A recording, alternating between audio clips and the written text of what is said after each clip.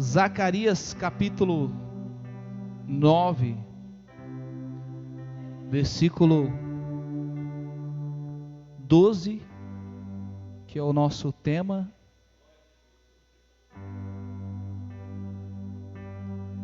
Todos acharam? Pode deixar sua Bíblia marcada aí que você vai cansar de virar essas páginas. 9:12 diz assim: Voltai à fortaleza, ó presos de esperança, ou cativos de esperança, como diz algumas traduções. Também hoje vos anuncio que vos recompensarei em dobro. Amém? Pode deixar sua Bíblia aberta, eu quero fazer uma oração. Senhor, nós queremos te louvar, ó Pai, por mais uma oportunidade que temos de falar da Tua Palavra e de poder ouvir, Senhor, a Tua voz nos nossos corações. Conduze-nos conforme a Tua vontade nessa noite, que os nossos corações estejam abertos para Ti, Senhor, e manifesta-te segundo a Tua boa vontade para a vida da Tua igreja, Senhor. Em nome de Jesus te pedimos e agradecemos. Amém. Glória a Deus.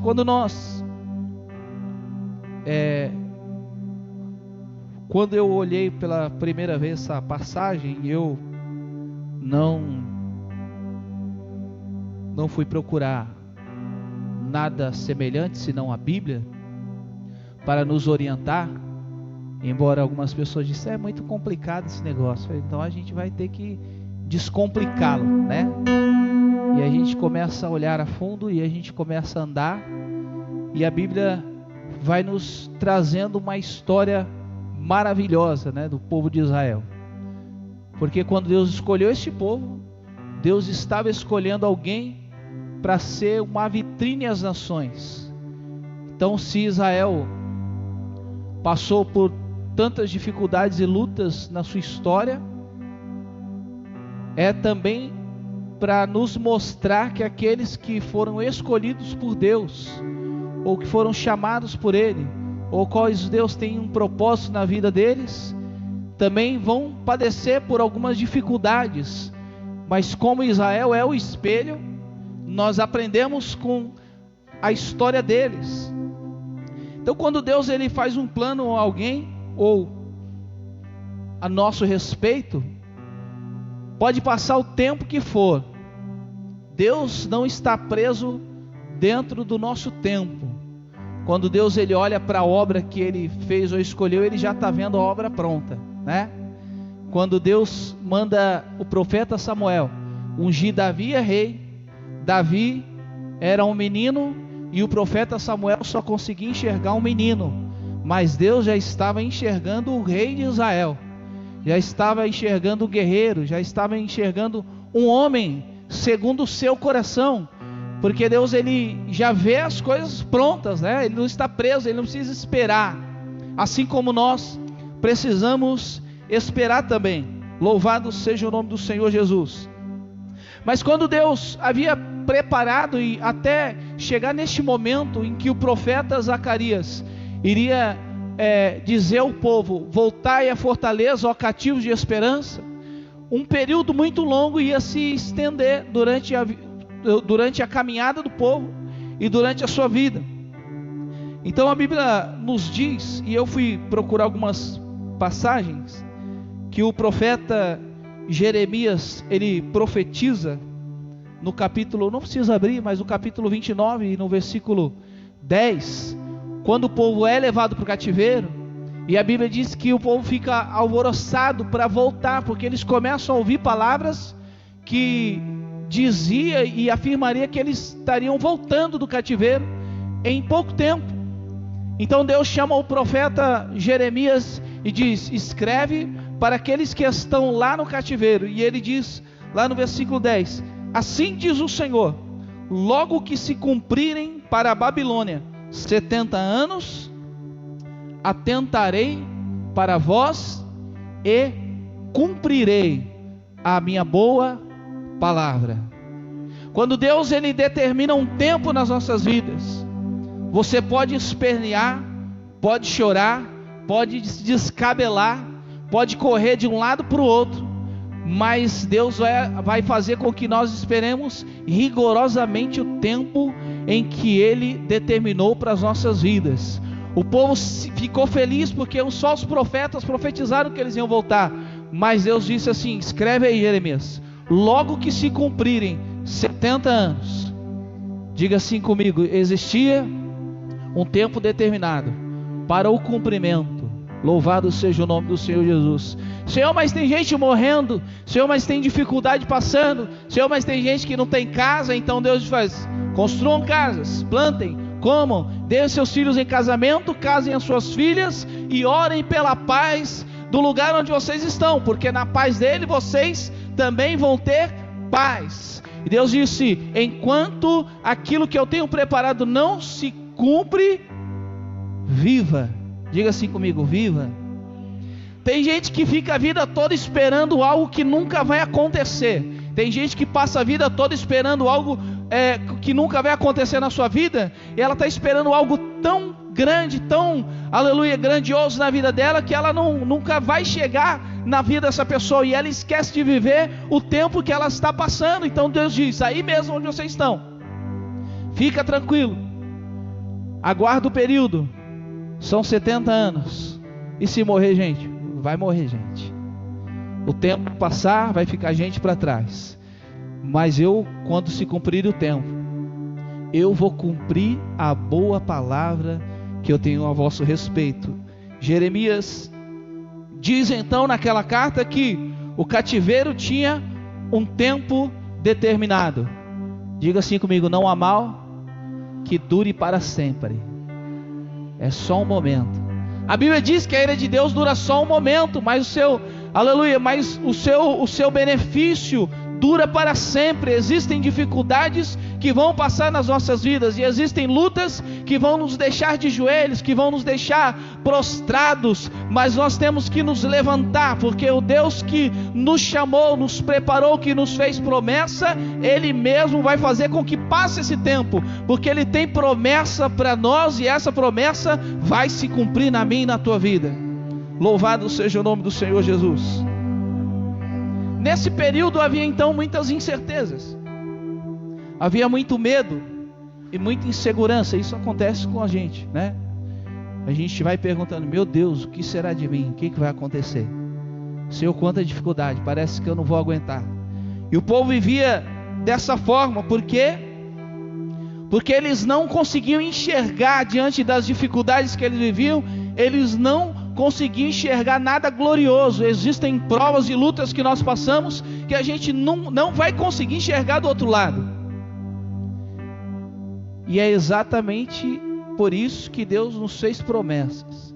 As promessas de Deus vão nos manter de pé em meio às dificuldades, porque os nossos olhos não enxergam, mas se nós crermos nas promessas de Deus às nossas vidas, nós vamos conseguir passar e superar as dificuldades e chegar até do outro lado e conseguir enxergar o cumprimento dela. Tem gente que fala: mas eu não vejo nada. E aí a gente pode dizer: fica tranquilo, é assim mesmo. Mas como você pode dizer com tanta certeza? Você consegue ver alguma coisa? Eu também não consigo ver nada. Mas nós cremos. Quando nós cremos, a gente consegue transpor dificuldades, a gente consegue passar por obstáculos, aleluia. E embora havia muitas incertezas, embora houvesse muito medo, insegurança para o futuro, existia algo importante. Havia uma promessa, aleluia. Havia uma promessa de retorno. O Senhor disse através de Jeremias: vocês vão, mas vocês vão voltar. E muito melhor do que só o retorno, porque quando o povo está indo embora de Jerusalém, eles estão vendo Jerusalém sendo destruída, eles estão vendo Jerusalém queimada a fogo, eles estão vendo as portas sendo derribadas, e eles estão olhando e eles estão dizendo: Jerusalém nunca mais vai voltar a ser a mesma coisa. Eu não sei se você já pensou isso da sua vida, mas diante de uma tragédia, de uma dificuldade ou de uma perca, você pode dizer: minha vida nunca mais vai ser a mesma coisa, eu nunca mais voltarei a ser o mesmo, as lutas sempre vão estar aí, olha da forma que eu estou destruído, olha como o fogo destruiu as coisas. E aí havia uma promessa, não só de voltar, você vai voltar, mas tinha uma promessa muito mais forte, é que havia uma promessa de restauração. Deus não apenas pode te levar de volta, mas Ele vai te restaurar. Aleluia! E melhor, Ele não vai te restaurar como antes, ou não vai te restaurar da mesma maneira que você era. Ele vai te restaurar melhor. Então, um profeta contemporâneo de Zacarias, ele profetiza: veja, esta casa parece nada diante dos vossos olhos, mas ele diz: porque a glória desta segunda casa vai ser maior do que a primeira. Ele está dizendo que ela vai ser restaurada, ela vai se levantar, mas ela não vai ser igual àquela, ela vai ser melhor. Quando Deus refaz alguma coisa, Ele sempre faz melhor. Se você olhar para trás e olhar hoje, pode ser que você chegue: eu dei uma melhorada, né? Você olhar para trás e falar: hoje eu sou um crente mais crente, hoje eu conheço melhor a Deus, hoje tem prova que se eu passar eu fico firme. Por quê? Porque eu conheço aquele que me chamou. Não tinha só uma promessa de voltar, porque só voltar é fácil, voltar qualquer um volta, né? Uma hora a prova acaba e qualquer um volta, até quem não tem promessa volta. Mas a promessa não era só de volta, era de restauração. Volta e restaura. Louvado seja o nome do Senhor Jesus. E aí eu fui procurando aqui algumas passagens, e eu vou dar uma lida junto com os irmãos. Você vai lembrar, está lá em Isaías no capítulo 44, o versículo 24. Louvado seja o nome do Senhor. Não vou ler muita coisa, mas 44 de Isaías, e o versículo 24 diz assim: aleluia. Assim diz o Senhor, o teu Redentor, e que te formou desde o ventre: eu sou o Senhor, que faço todas as coisas, que estendo os céus e espraio a terra por mim mesmo, que desfaço os sinais dos profetas falsos, e enlouqueço os adivinhos, que faço tornar atrás o sábio, e transformo o seu conhecimento em loucura, que confirmo a palavra do meu servo, e cumpro o conselho dos meus mensageiros. Versículo 28, que digo de Ciro: é meu pastor, e cumprirá tudo que me apraz. Ele dirá de Jerusalém: ela será reedificada. Em que tempo Deus disse isso? Quando o Isaías profetiza, ele está profetizando uma iminência do povo ser levado. Mas antes mesmo do povo ser levado, Deus já estava dizendo: vai, mas não vai ficar assim, porque vai ser restaurada. Existe coisa que Deus nos fala em um momento, porque Deus não vive no nosso mesmo tempo, que a gente não entende. Assim como Jesus, quando ele se cinge uma toalha, e ele lava os pés dos discípulos, e ele lava os pés de Pedro, e aí ele diz assim: o que eu faço hoje tu não entendes. Ele estava fazendo, o profeta Isaías estava dando uma profecia, e às vezes a gente ouve alguma coisa, alguma palavra, e fala: não falou com ninguém, não falou nada. Mas Deus estava dizendo para um tempo muito mais à frente ainda. Ele já estava dizendo que o povo ia, estava dizendo o que ia acontecer, mas ele estava dizendo que ia levantar uma pessoa que não ia nascer em Judá, que não ia ser dos reis de Judá, ou não ia reinar em Jerusalém, mas que Deus ia chamar ele de pastor, e Deus ia levantar ele para restaurar a vida do povo. Isso quer dizer que Deus não conta com os meus recursos, e Deus não conta com os teus recursos. A gente pode dizer: mas não tem ninguém para Deus usar. Deus usa quem Ele quer, da maneira que Ele quer, e Ele faz da forma que Ele quiser. E daí Ele chamou, Ele diz que digo de Ciro: és meu pastor. E aí as pessoas dizem: quem é Ciro? Da onde veio esse homem? Não conheço nem um Ciro, não é nem um nome hebraico, Ciro, da onde que vem esse aí, louvado seja o nome do Senhor. E aí lá no capítulo 25 de Isaías mesmo, versículo 1 diz: assim diz o Senhor ao seu ungido, a Ciro, a quem tomo pela mão direita, para abater as nações diante da tua face, e descingir os lombos dos reis, para abrir diante deles as portas, e as portas não se fecharão. Para que ele está dizendo? Para um rei ímpio que ia diante do povo de Jerusalém, do povo de Israel, para reconstruir. Mas ele estava dizendo: eu vou diante de ti, e eu vou te tomar pela tua mão, aleluia. Versículo 4, olha que ele diz: por amor do meu servo Jacó e de Israel meu eleito, eu te chamo pelo teu nome, e ponho-te o teu sobrenome, ainda que não me conheces. Deus estava chamando alguma coisa que ainda não era, alguém que ainda não conhecia Deus, que não conheceria da forma que nós conhecemos, porque às vezes nós nos achamos autossuficientes para Deus, nós nos achamos grandes demais, aleluia, para as outras pessoas, nós nos achamos importantes demais, e Deus diz: eu vou mostrar para Judá ou para Israel, que quando eu faço, eu confundo os sábios, eu confundo os profetas, porque Deus faz da maneira que Ele quer, com quem Ele quer, louvado seja o nome do Senhor Jesus. Eu te colocarei um nome e te imporei um sobrenome, ainda que não me conheces. Deus anuncia o libertador antes do cativeiro. Eu não sei se você já passou por alguma dificuldade ou você pensou que não tinha solução. Eu quero dizer para você que quando Deus abriu as portas da dificuldade, Ele já tinha uma outra porta de livramento. Deus, Ele não faz uma coisa sem a outra.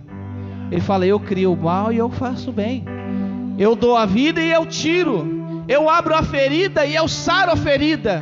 Quando Deus faz, Ele já tem as duas coisas.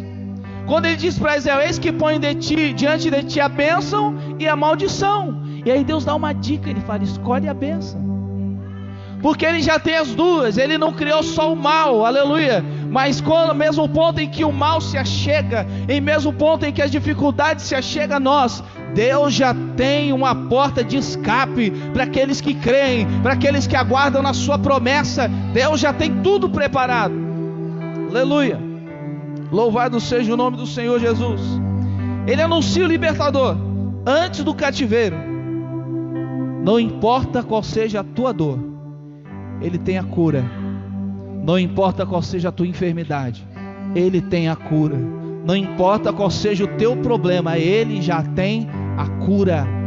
Aleluia! A palavra do Deus que te chamou e que te escolheu, Ele já tem todas as coisas preparadas. De repente não está diante dos seus olhos, de repente não está nas suas vistas, mas aquele que te chamou já tem tudo preparado. Existe uma coisa que me deixa feliz, é quando eu deixo tudo organizado, principalmente quando eu sei o que vai acontecer daqui a alguns dias. Aí eu fico feliz, porque tudo está no meu controle. Mas existe às vezes que as coisas fogem do nosso controle, e aí quer me ver bravo? Quando as coisas fogem do meu controle, eu fico bravo, eu fico nervoso, eu fico com a cara fechada, né? Eu às vezes dou uma patada em alguém, né? Porque as coisas fogem do meu controle. Mas isso é impossível de acontecer com Deus, porque Ele é o Deus que está rigorosamente no controle de todas as coisas. Não tem como dar errado. Diga para o seu irmão: não tem como dar errado. Alguém disse para Jesus lá na cruz: olha lá, confiou em Deus, Deus que desça lá e livre ele. Deus falou: eles não sabem, está tudo no controle. Quando alguém chega e fala: olha aí a prova e a dificuldade que você está passando, cadê o Deus que tu serve agora? Deus fala: fica tranquilo, filho, não responde. Deus está no controle. Quando as coisas fogem do nosso controle, a gente tem que acreditar que existe uma promessa. Mesmo que às vezes eu perca a paz, porque eu não estou no controle das coisas, porque nem todas as coisas estão no meu controle. Deus, ele fala bem no meu coração, mas bem lá no fundo, eu não quero nem ouvir. Fica tranquilo, não fala nada, não responde, não pede ajuda, não pede socorro, deixa que eu estou criando aqui, ó, fica tranquilo. Eu vou levar vocês para lá, mas é por pouco tempo, porque eu vou fazer vocês prosperar lá também, aleluia. Quando Deus levou o povo para o Egito, eles prosperaram, eles ficaram grandes lá no Egito. E agora eles estavam indo para o cativeiro, e Deus já havia feito uma promessa na vida deles, aleluia. Ele está rigorosamente no controle. Lá no livro de 2 Crônicas, para ser mais rápido, capítulo 36, 22 e 23, o profeta, né? Na verdade, o rei, aleluia. Segundo livro das Crônicas, deixa eu abrir aqui rápido,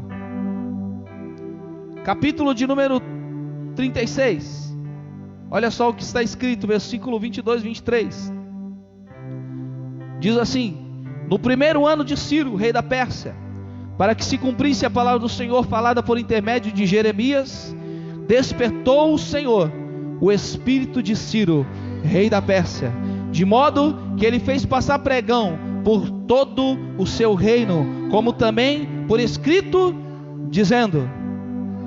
Sabe o que é fazer passar pregão? Ele escreveu um texto lá e falou, passa no meio de todos os lugares. De repente o povo estava ocioso lá no cativeiro, já passou 70 anos, eu nunca passei 70 anos na minha vida, né? Mas tem gente que está perto e fala, é muito tempo. E aí ele escreveu lá, e ele mandou ir lendo lá para todo mundo, o que diz, versículo 23, assim diz o Senhor, está ali? Ciro, assim diz Ciro, rei da Pérsia, o Senhor Deus dos céus me deu todos os reinos da terra, e me encarregou de lhe edificar uma casa em Jerusalém, que está em Judá. Quem dentre vós é de todo o seu povo, que suba, e o Senhor seu Deus seja com ele. Louvado seja o nome do Senhor Jesus. De repente o povo já estava desanimado lá no cativeiro, mas aí passa alguém gritando lá no meio do povo, assim diz o rei Ciro, o Deus dos céus. De repente o povo estava lá no cativeiro, não tinha ouvido mais nada de Deus. O Senhor, Deus dos céus, me deu todos os reinos da terra, aleluia, e me encarregou de construir uma casa para ele, lá em Jerusalém. Alguém falou, vocês estão ouvindo isso que eu estou ouvindo? Aleluia. Eu quero dizer para você que em meio a todo caos e dificuldades, Deus tem uma notícia boa para tu e para a minha vida. A gente está no meio dos escombros, no meio da dificuldade, mas daqui a pouco vem o arauto do rei. O Deus dos céus incumbiu o rei de construir uma casa para ele em Jerusalém, que está em Judá. De repente o rei não sabia nem onde ficava, mas Deus disse assim, constrói uma casa para mim em Jerusalém, lá em Judá, no mesmo lugar onde estava a outra. E aí o que ele disse? Quem dentre vós, dentre todo o povo que está aqui no cativeiro, que suba. Existe um mistério em Jerusalém. Alguém que vai para Jerusalém pode vir de qualquer ponto da face da terra. Ninguém desce a Jerusalém. Diga, seu irmão, ninguém desce a Jerusalém. Se você for ver nos Salmos, está lá os cânticos de degraus. Jerusalém está estabelecida em montes. Isso não quer dizer que não tem ponto mais alto que Jerusalém. Tem. Mas ninguém que vai a Jerusalém desce. Sempre quem vai a Jerusalém, sempre quem vai para Jerusalém, aleluia. Jerusalém está fisicamente estabelecida na terra, mas o reino que vai perpetuar em Jerusalém está estabelecido nos céus. Portanto, a promessa que Deus tem para mim não está firmada em promessas humanas, não está firmada em palavras de homens, mas está firmada nas firmes promessas do Senhor que te chamou, que me chamou. Aleluia. De repente o povo sentado, triste, né? Salmo 137, né? Lá à beira do rio Ava, nós pendurávamos as nossas harpas, e os nossos opressores diziam para nós: canta um hino de Jerusalém. Como que eu vou poder cantar um hino de Jerusalém em terra estranha? Aleluia. Mas aí alguém vem dizendo: quem dentre vós que suba a Jerusalém para reconstruir uma casa para o seu Deus? Suba, e o seu Deus seja com ele. Ele disse: Deus me encarregou. E aquela promessa ecoou lá no meio do povo: suba a Jerusalém e construa uma casa para o seu Deus. Interessante que lá em Esdras, no capítulo 1, versículo 2 e 3, vai falar exatamente a mesma coisa. Está escrito a mesma coisa. Está escrito o mesmo versículo. Aleluia. Mas faltava coragem. Havia uma promessa. Havia uma promessa. E depois do rei Ciro, ou de Isaías, havia um chamado também. Deus tem uma promessa, minha vida, e eu tenho um chamado a cumprir.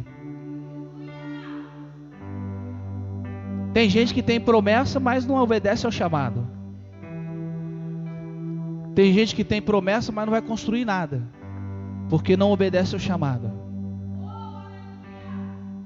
Mas o rei usado por Deus diz: suba, e o Senhor será com ele. Teu chamado é para cima, não é para baixo, né? Deus te chamou para construir, mas coisas que estejam ligadas lá. Quando Jesus fala naquela parábola: buscai primeiro o reino de céus e a sua justiça, Ele está falando: busca primeiro as coisas que são de cima. Você tem um chamado para o céu, você não vai morar aqui, então construa coisas que estejam firmadas lá em cima. Construa coisas que quando você subir vai estar lá, você vai ver, aleluia. Construa coisas que vão estar estabelecidas no céu. Louvado seja o nome do Senhor. Havia uma promessa e agora havia um chamado, mas faltava coragem. Quando a gente ouve a palavra, parece tudo lindo. Aos nossos olhos, estava tudo bonito, até eles verem o tamanho da encrenca que estava lá em Jerusalém. Muitos até gostaram da ideia de voltar. Quando chegou a promessa, volta para Jerusalém. A promessa se cumpriu. O tempo é esse. Louvado seja o nome do Senhor. Em todos os dias da sua vida, você pode se levantar da sua cama e dizer: Senhor, o tempo é esse, pode me usar. O tempo é esse, eu estou disposto, Senhor. O tempo é esse, pode me usar. A gente fala: Senhor, levanta alguém. Não, levanta eu mesmo. O Senhor vai começar a fazer as coisas? Vou, então começa por mim, porque eu já estou pronto. Porque a gente olha para os outros, a gente fala: vai esse, vai aquele. Não, Senhor, manda eu. Eu estou pronto, a promessa é para mim. Eu vou lá e eu vou tomar posse desse negócio. Aleluia. Olha o que ele diz. Era para construir uma casa para ele. Diga assim: a casa para construir era para Deus. Deus ia morar lá.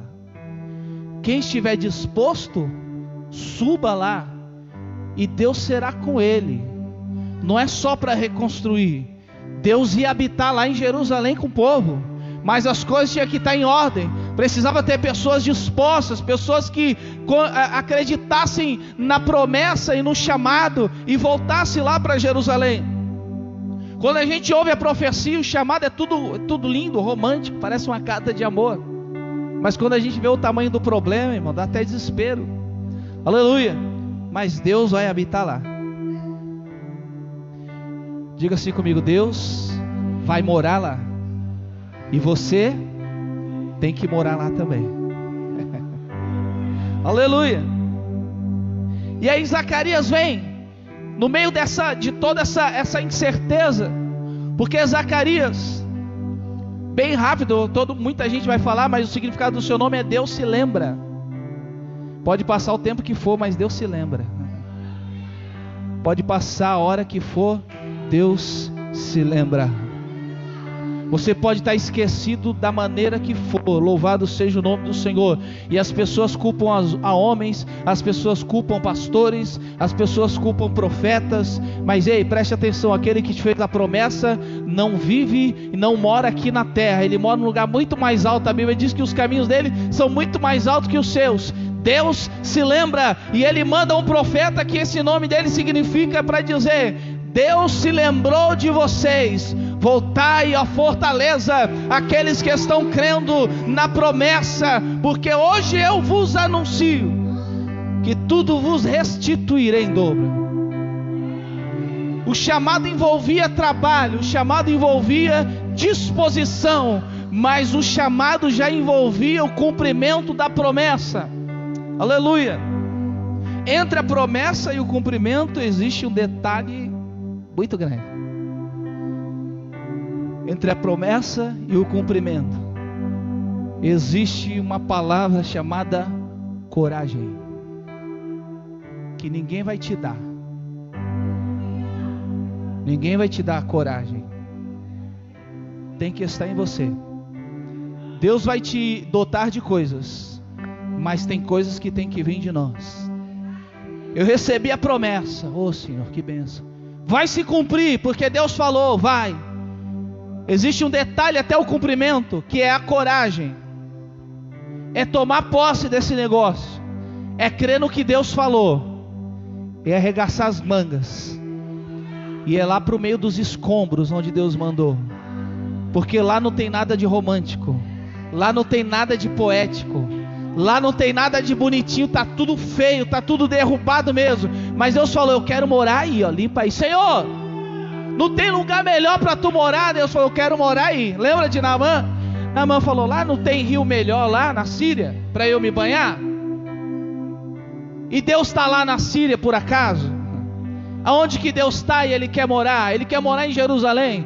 Não importa a maneira que Jerusalém está, Deus quer habitar aí. Quando Deus tira alguém das drogas, da prostituição, como que está lá? Deus falou, não quero saber como está essa casa aí, eu vou morar aí dentro dela. Mas não tem nada romântico, é tudo dificultoso. Deus falou, trabalha nessa casa, eu vou morar aí. Expulsa tudo que não presta daí. Tira todos os vícios, dá um banho de sangue, louvado seja o nome do Senhor, e mora dentro dessa pessoa. Deus está lá na Síria? Não. Se Deus estivesse lá na Síria, Deus ia falar para Ciro, constrói uma casa lá na Síria. Mas Deus falou, chama homens que estejam dispostos a voltar para Jerusalém. Porque tem um detalhe em Jerusalém. Jerusalém é a fortaleza. Jerusalém é a cidade do grande rei. Jerusalém é luz para todas as ações. Jerusalém é onde Deus vai ordenar a bênção e a vida para sempre. Jerusalém é o lugar escolhido por Ele. Eu não sei porque, não me pergunte, mas Ele escolheu lá e é lá que Ele vai construir. Se Ele escolheu aqui, é aqui que Ele vai construir. Mas eu preciso arregaçar as minhas mangas, eu preciso tomar posse da promessa. Então quando o profeta chega lá e ele vê que está tudo parado, que as pessoas estão desanimadas, ninguém escolhe Jerusalém para morar, porque Jerusalém estava feia. Então o profeta Zacarias se levanta e diz, voltai à fortaleza.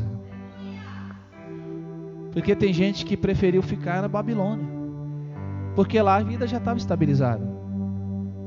Mas ele falou, quem dentre vós aí tem esperança? Quem dentre vós ouviu a promessa? Então volta.